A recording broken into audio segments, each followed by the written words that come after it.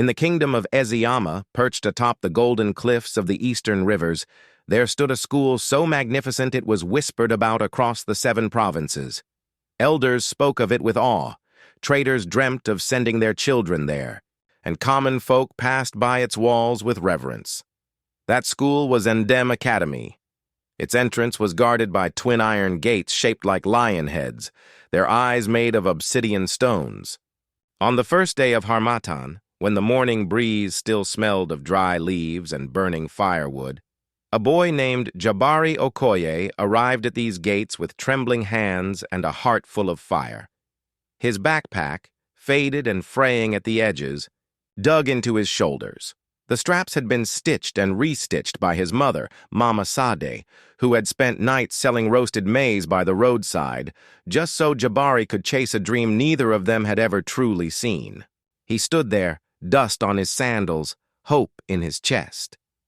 Ndem Academy was a place carved from wealth, polished marble floors, walls draped in ivy, courtyards that looked like royal gardens. It was a school for sons of politicians, heirs of cocoa, empires, daughters of oil magnates. Jabari was none of those things. He was the son of a single mother and the first from his village to ever wear the academy crest. He stepped through the gates with wide eyes, taking in the towering buildings that seemed to reach the skies. He tried to ignore the soft laughter. Behind tinted car windows, the polished leather shoes that clicked past him, the girls with perfumes that smelled like mango blossom and mint. But it was impossible not to notice that he didn't belong. As he moved deeper into the campus, the whispers followed him. His name, spoken with mock surprise. The scholarship boy, they called him, like he was a guest overstaying his welcome. Still, Jabari kept walking. He had not come here to impress anyone.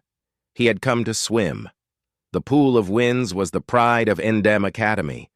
Olympic-sized, its tiles shone like diamonds under the sun. Blue water stretched out like a living mirror, surrounded by bleachers, diving platforms, and glass panels that let the morning light paint dancing patterns across the floor. He had seen it once in a brochure, the image crumpled and faded from being folded into his pocket so many times. To Jabari, it was more than a pool, it was a promise. But when he entered the natatorium on his first day, he didn't meet water. He met silence. A cluster of boys, clad in designer swimwear and golden goggles, turned to him like lions scenting an intruder. Among them stood the one they called the Water Prince, Zach Balogan, son of a hotel tycoon, captain of the swim team, the school's untouchable golden boy. Zach didn't speak. He didn't need to. His smirk was enough. Jabari felt every eye burn into his skin as he walked toward the lockers. He didn't flinch, not even when a voice whispered, "You lost, scholarship." He had heard worse. That first practice was a test, and not the kind coaches set. As soon as Jabari touched the water, the others began to close in. They drifted into his lane, blocked his turns, splashed like children during a festival. It was a silent message. You are not welcome. Still, he swam. When he emerged, breathless and aching, his towel was gone, floating like a rag in the far end. Laughter echoed.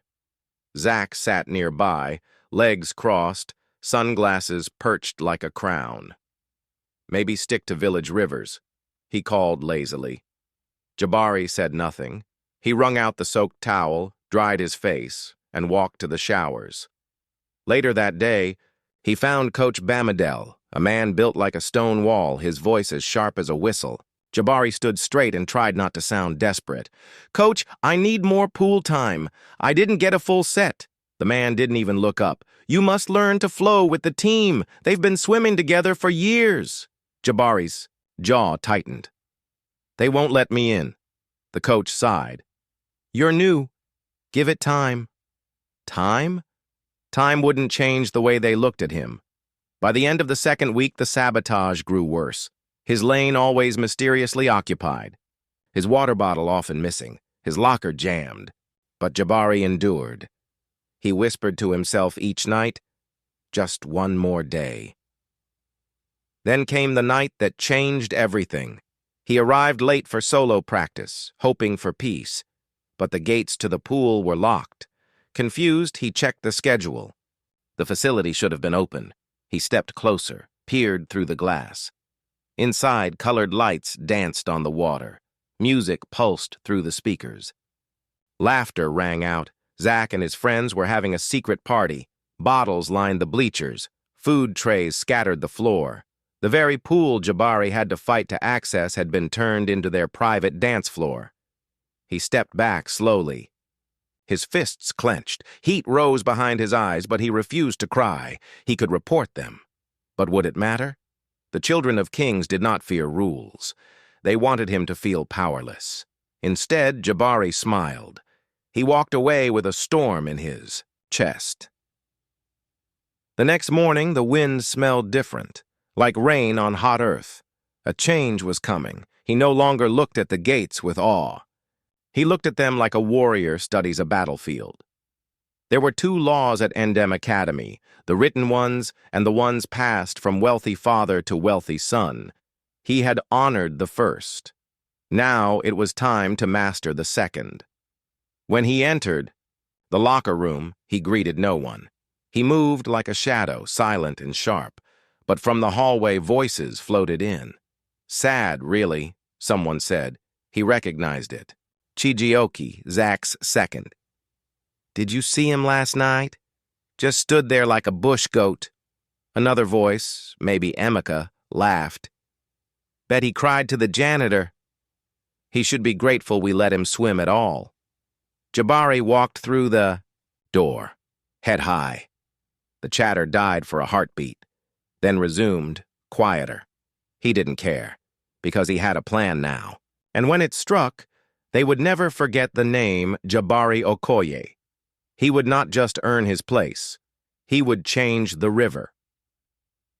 The next morning, Jabari Okoye walked into the pool of winds with his chin high, even though inside he felt like a mountain, carrying too many secrets. As he moved past the group of rich boys gathered near the diving boards, their voices stopped mid-laugh, like birds sensing a storm. For a heartbeat, silence hung in the air. Then Zach Balogan, the self-proclaimed prince of the pool, leaned lazily against the lifeguard chair. His bare chest gleamed with oil and pride. He didn't shout. He didn't need to. Morning scholarship, he said, his tone smooth like butter but sharp as glass. Hope you slept well. Would hate to see you sink today. Jabari didn't. Look at him. He placed his bag by the starting block, heart steady, mind focused. But as he reached into his duffel bag, his fingers froze. His swim cap wasn't there. Neither were his goggles. That slow burn returned to his chest. An old anger, not loud like thunder, but slow like boiling oil. Still, he kept calm. If he lashed out now, they'd twist it against him. He knew how boys like Zach worked. They never left fingerprints, only laughter. Coach Bamadell strode onto the deck, whistle already between his lips. 2 sets, 400 free, he barked. Then, we sprint. The boys scattered, stretching, bouncing on the balls of their feet. Jabari pulled out an older pair of goggles he kept just in case. They were foggy and leaked water around the edges, but they'd do. As soon as the whistle blew, he dove in. The water rushed past his ears, a familiar silence wrapping around him. In the pool, the world faded.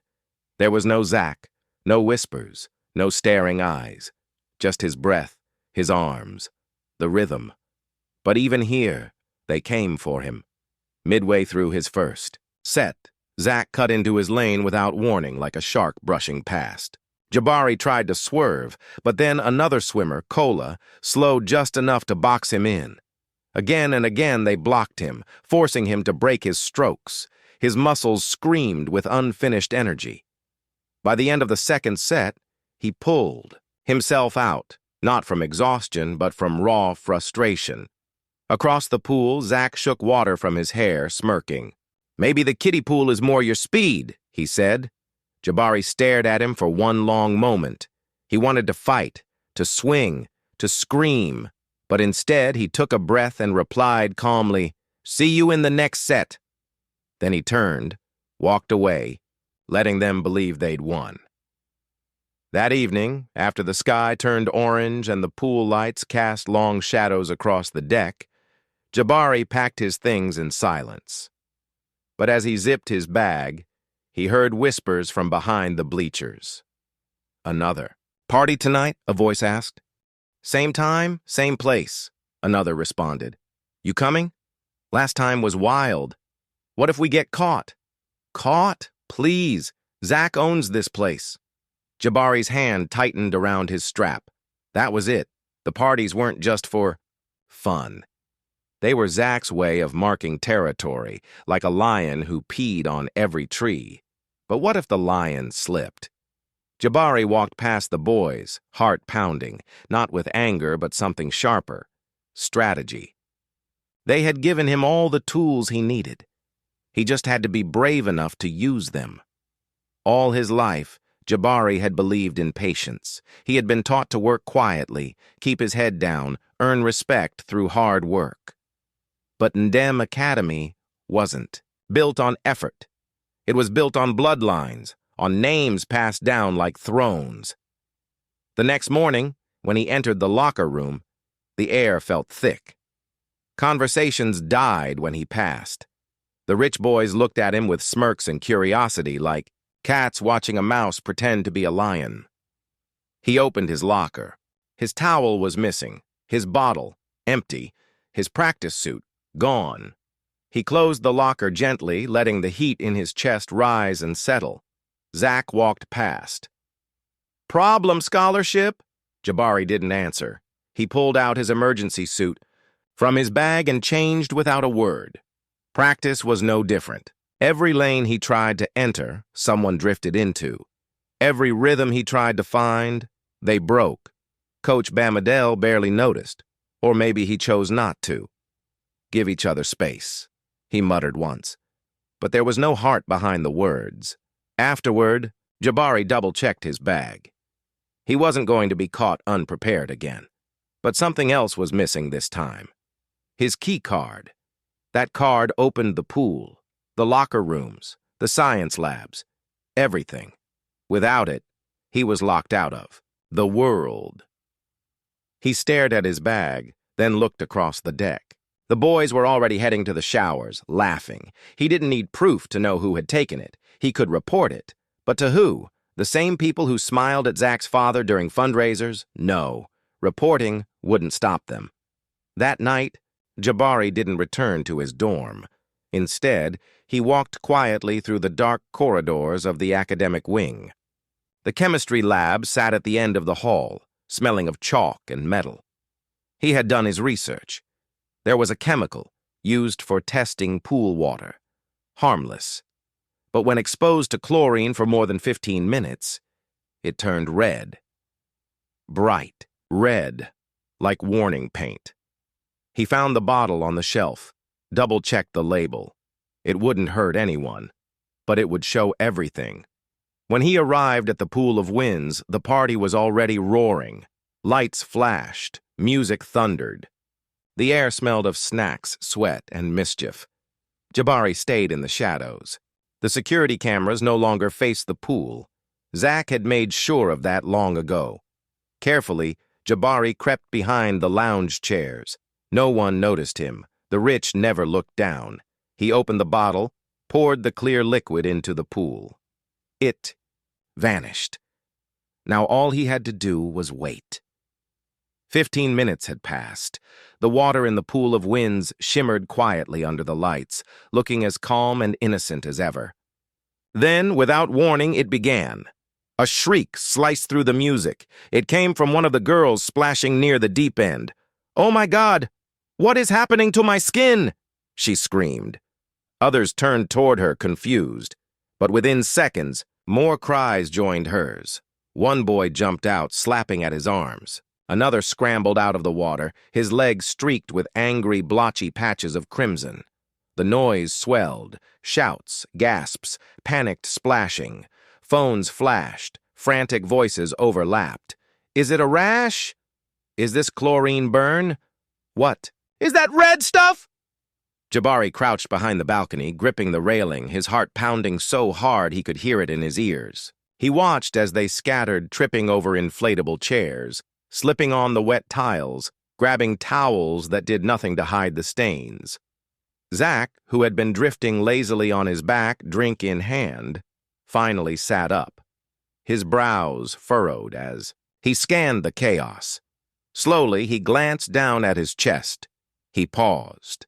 The color drained from his face. He rubbed at a crimson blotch blooming across his collarbone. It didn't vanish. It smeared. It spread. Panic flickered in his eyes.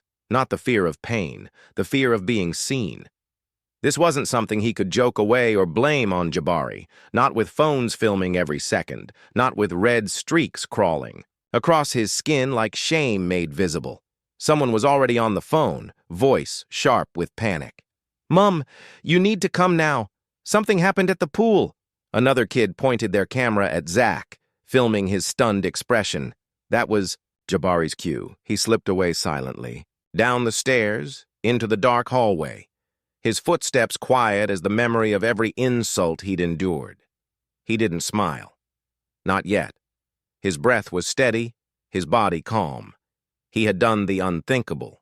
He had turned the kings of the academy into the laughingstock of the school. He had made them feel small, and the next day they would feel it again. When Jabari woke up the following morning, there was no heaviness in his chest. For weeks he had carried frustration like a stone under his ribs. Now it was gone. He felt light, clear. The moment he stepped outside, he could tell. The air buzzed with whispers, laughter, excitement. He didn't need to ask why. As he walked through the stone corridors of Ndem Academy, he heard them. "Did you see Zach's neck? He looked like he got attacked by red bees." Someone posted the whole video, slow motion and everything. Jabari passed a group of students huddled over a phone, giggling. No one said anything to him, but their eyes followed him, not with mockery, not with pity, with respect. At the cafeteria, he picked up his tray in silence. A few students turned to watch him. Some raised their eyebrows. A few gave the smallest nod. It wasn't friendship, but it wasn't hostility either. Then a voice called from the entrance. "What the hell did you do?" Jabari looked up. Zach stood there, his usual confidence replaced by something unfamiliar, rage mixed with embarrassment. His neck and arms were still blotched with faded red stains. He had tried to cover them with a jacket, but they bled through. His posture was stiff, jaw clenched, fists curled at his sides. Jabari didn't flinch. He held Zach's gaze for a long moment, then turned away, calmly taking a seat. That was all. Zach stood frozen, lips pressed into a thin line. Then, without a word, he spun around and stormed out. By the end of lunch, the entire academy had seen the photos. Someone had edited the footage into a reel with dramatic captions. Zach's Red Pool Party Disaster, complete with slow motion. Zoom-ins of red patches and shocked faces. It spread like wildfire, Instagram, TikTok, even a thread on StudentSpeak. The campus forum. The comments were brutal. This is what happens when you think rules don't apply to you. Karma is chlorine-colored. Rich boy dipped in dye. 10-10 comedy. The administration tried to contain the situation, but it was too late. Parents started calling, not to complain about Jabari, but to ask how their children were allowed to throw unsupervised parties in a school facility. That afternoon, the loudspeaker crackled to life. Zach Balogan, Kola Adebayo, Dami Ogun, report to the headmasters. Office immediately. The hallways went still. Students looked at each other wide-eyed. When practice came, Zach and his crew were missing. For the first time, Jabari swam without anyone cutting into his lane. No snickers, no glares, just water, just peace. Later that evening, as he headed back to his dorm, he found Coach Bamadel leaning against the entrance. "Made quite the impression today," the coach said. Jabari paused, unsure if it was praise or warning. Coach Bamadel watched him for a while, then added, "You didn't hear it from me, but Balogan and his friends are suspended, indefinitely. Admin's not pleased." Jabari nodded. Understood. The coach gave a small smile, rare and short-lived. "Enjoy the quiet, Okoye. Something tells me things are about to change around here." That night, Jabari stood by the window of his dorm, watching moonlight pour over the stone paths below. For the first time, he felt it. He had won. But he also knew Zach wasn't done. The silence that followed was heavier than any noise. Jabari had expected revenge, or a tantrum, or at least a storm of angry words. But Zach vanished from practice. His friends scattered, avoiding eye contact. The locker room no longer echoed with taunts. It was strange, too quiet. Jabari trained harder, focused deeper. He knew this wasn't over. One night, after a long set left his arms limp and lungs aching, his phone buzzed. A classmate had sent a message. "Go outside. You need to see this. Now." Jabari threw on a hoodie and slipped into the dark corridor. The path to the sports compound was lit only by a flickering lamp. But even from a distance, he could hear it. Raised voices, scraping chairs. Anger. He crept closer. Zach and his crew were gathered near the locked entrance of the pool. Blake was pacing. Cola was on the phone, yelling. "They locked us out?" Blake shouted. Zach's crew was unraveling. The power they once wielded like a weapon was slipping through their fingers, and the cracks were beginning to show. "We own this damn pool," Blake hissed through clenched teeth, his hands shaking as he gripped the strap of the duffel bag. His voice bounced against the tiled walls near the back entrance of the natatorium, where shadows shielded them from view. Tyler muttered, "Coach Bamadel isn't budging. He's keeping us benched. My dad said we should just stay quiet and let things cool off. Lay low." Zach's laugh was sharp, bitter, and loud enough to make a cat bolt across the pavement. "That's your solution? While that nobody walks around acting like he owns the place?" From the shadows, Jabari watched. His breath was steady, but his muscles were tense. He leaned against a tree just out of their sight, absorbing every word like a sponge soaking oil. "He set us up," Zach snapped. "This wasn't an accident. He planned it. Every step, and now we look like fools, like losers." Blake kicked a metal chair nearby. It scraped along the stone with a painful screech. "So, what do? We can't touch him, not now, not after all this. We're on thin ice, man." For a moment, Zach didn't answer. He stood still, jaw clenching and unclenching. Then slowly, a twisted grin crept onto his face. "If we can't go after him directly," he said, voice suddenly calm, "we go after what he cares about." The others fell silent. Even the night air seemed to pause. Tyler blinked. "The pool?" Zach nodded, his eyes gleaming. "Let's make sure it's unusable. Let's end his little victory before it spreads." Jabari's pulse quickened. His mind raced. Zach gestured toward the duffel bag. "We're not dumb enough to break in. But if we ruin it, really ruin it, they'll have no choice. They'll shut it down for weeks, maybe the whole term. He'll be locked out of the only thing he cares about." Jabari slipped back into the shadows, shoes silent against the cobbled path. He darted through the garden side, heart pounding. The security office was just past the sculpture courtyard, a small building often ignored. He reached the door and pushed it open. Inside sat an older guard, Mr. Afolabi. His feet were propped. Up on a desk, a newspaper unfolded in front of him. "Sir," Jabari said, breathing heavily but trying to stay calm. "There's something happening at the pool. Something serious." The man blinked and sat up, folding his paper slowly. "What kind of something?" Jabari hesitated, then said, "Vandalism.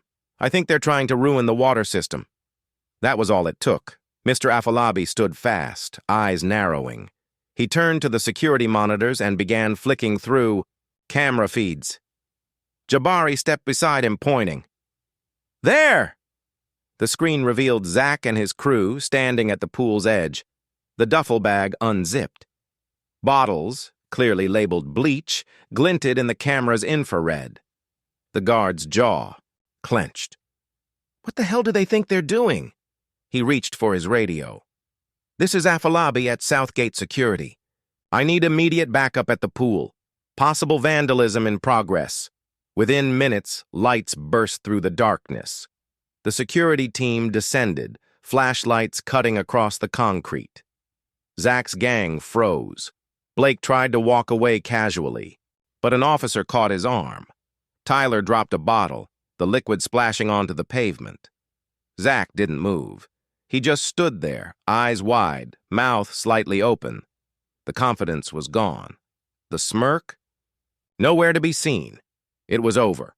Jabari stepped away from the window and disappeared into the dark. By morning, Ndem Academy buzzed with the news. They tried to bleach the pool, got caught red-handed. Security cameras got it all. No. Way to spin this.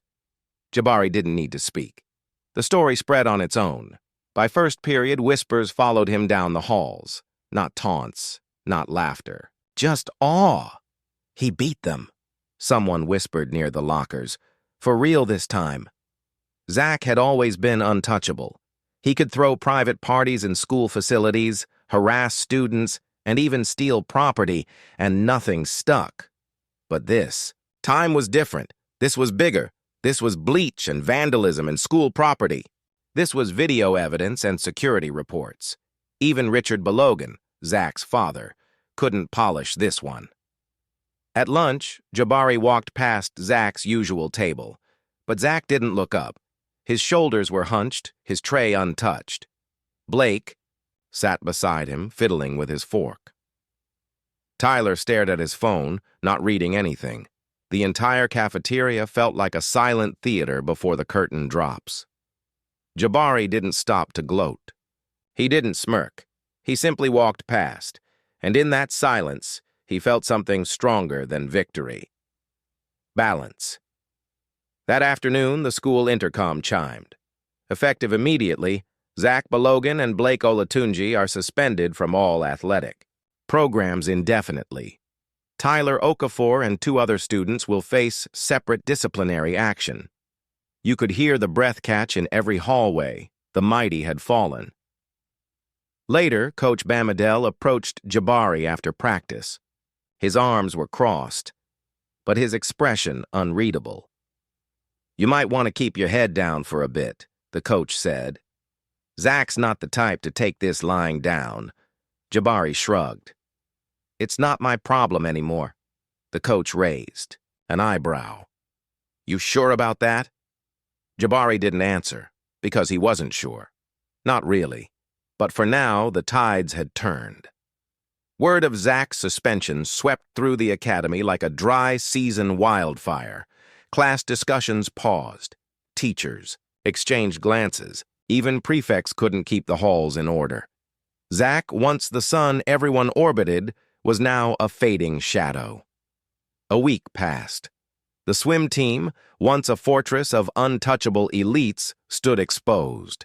Without Zach, Blake, or Tyler, leadership fell to Patrick, a senior, who had always trained hard but kept his head down. It had been days since Zach Balogan had been caught, since his name had been dragged down from the golden pillars of Ndem Academy and thrown into the dirt. And in all that time, he had not spoken a single word to Jabari. No insults, no threats, no smug glances from across the hallway. Nothing. And that, more than anything, made Jabari uneasy. He stayed alert. Every hallway walk, every trip to the locker room, every practice, he was on edge. He checked his gear twice before jumping into the pool. He watched corners. He expected Zach to reappear like a ghost, waiting to strike. Then, on a hot afternoon when the sun dripped like honey across the school walls, the waiting ended. Jabari had just finished his second class when he saw him. Zach, alone, no entourage, no followers. He leaned against the lockers at the far end of the corridor, arms folded, his eyes fixed on Jabari like a hawk watching a snake. Jabari kept walking, his heart steady, eyes straight. He wasn't going to let Zach get in his head. But, as he passed, Zach pushed off the wall and fell in step beside him. "Congratulations," Zach said casually. "You got what you wanted." Jabari said nothing. Zach chuckled, shaking his head. "I underestimated you. Thought you were just another charity case. Some village boy trying to swim with sharks. But you're sharper than I thought." Still, Jabari didn't speak. He kept walking. They reached the stairwell. Jabari turned to go down, but Zach paused at the top step, leaning against the railing. "You think this is over?" he asked. Jabari looked him in the eye. "I think you lost." For a moment, just one, Zach's mask slipped. His smirk faltered, his jaw tightened. Jabari saw the crack in the armor, but just as quickly, the mask returned. "Enjoy it while it lasts," Zach muttered, and turned back into the hallway. Jabari didn't reply. He walked away. That evening, the pool felt different, calmer, like it had exhaled. He swam without interruption, no feet splashing into his lane, no sneering faces waiting at the edge. After practice, as he dried off, he spotted Coach Bamadel talking to Patrick, the senior who had reluctantly taken over as team lead. Then the coach turned to Jabari. "Okoye," he called. Jabari walked over, towel slung over his shoulder. "You ready to lead the relay this weekend?" the coach asked. Jabari blinked, surprised. "Me?" Patrick nodded. "You're our fastest swimmer now, unless you're not up for it." Jabari straightened. "I can handle it." Coach Bamadel gave a single approving nod. "Good. We need this win." As Jabari returned to his bench, a slow warmth spread in his chest. Not pride, not yet, but something close to belonging. For the first time, he wasn't just surviving. He was being counted on. The air around Ndem Academy had shifted, not suddenly, but slowly, like fog lifting after Harmattan. People no longer looked at him like an intruder. Some even smiled when they passed him. A few stopped to ask about his training. He wasn't foolish. He knew not everyone had changed their minds. There were still students who whispered, who wished Zach had never fallen, but the balance had tipped. Zach was still around, but the light around him had dimmed. Without his crown, he was just another student in uniform. He still walked the halls, but now students gave him distance, unsure if being seen beside him would carry a price. Jabari didn't relax completely. He had won a battle, not the war. Zach was too proud to surrender forever, but for now, peace had returned to the water. Jabari focused on his times, on his turns, on his breathing. Practice became something he looked forward to again. His strokes grew smoother. His strength returned. He was no longer the one falling behind. Now he set the pace. Coach Bamadel began to notice. He started offering advice. "Shorten your turn there. Kick sharper off the wall." Small things, but real. Jabari took it all in. The upcoming meet loomed. It would be the first without Zach, Blake, or Tyler. Rumors swirled about rival schools. Preparing to capitalize on Crestmore's apparent fall, Jabari trained harder. The night before the meet, he stayed late. The pool was quiet, still. He moved through the water alone, rehearsing every stroke. When he surfaced, he heard footsteps. He turned. Zach stood at the edge, hands in his pockets. Jabari didn't react. He pulled himself out of the water and grabbed his towel. Zach spoke. "They actually think you can win tomorrow." Jabari said nothing. Zach gave a hollow smirk. "You think this changes anything? You think because you embarrassed me, you've won?" Jabari met his gaze. "I think you lost." Zach's face twisted. A flicker of anger quickly buried. "I'll be watching," he said. "And when you fail, they'll remember what happens when they bet on the wrong swimmer." Jabari looked him in the eye. "Then you better pay attention." Zach scoffed and walked away. Jabari exhaled, his muscles sore but his mind clear. Tomorrow wasn't about Zach. It was about proving something to himself. The next morning, the energy at the pool was electric. Spectators filled the stands. Teachers, parents, alumni. It was the biggest crowd Jabari had ever swum in front of. The air crackled with tension. When the final relay was announced, Jabari stepped onto the block. His heartbeat slowed.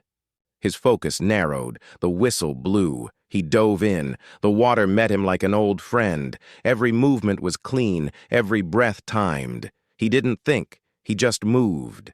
When his hand hit the wall, he knew. They had won. He surfaced to cheers. Loud. Real. Full of joy. His teammates pulled him out, clapping him on the back. Patrick grinned. Looks like we don't need Balogan after all. Jabari just smiled. Because finally, this didn't feel like a borrowed dream. This felt like home.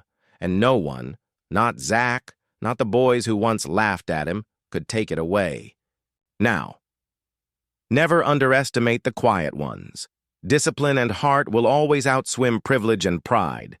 If you felt that victory in your bones, don't forget to like, subscribe, and share for more powerful stories.